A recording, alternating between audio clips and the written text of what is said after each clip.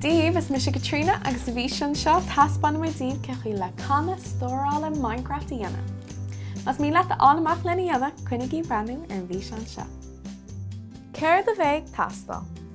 Canna stán glán follow le haid gach puta. Popper le Patreon Minecraft air. Glue agus sisúir. Ní an Canna Stóráin agus ban le lipéid. Is féidir ábhar Minecraft all ar an idirlín, nó défalt de legan speisialta féin a féintáil. Gear amach an Patreon. Gramig an tábhar Minecraft don Canna Stóráin le glue. Agus sin agad é de Canna Stórála Minecraft féin, agus é an éasca le dhéanamh. Ná den darmad clár chun tuile fís anna eáil. Slán!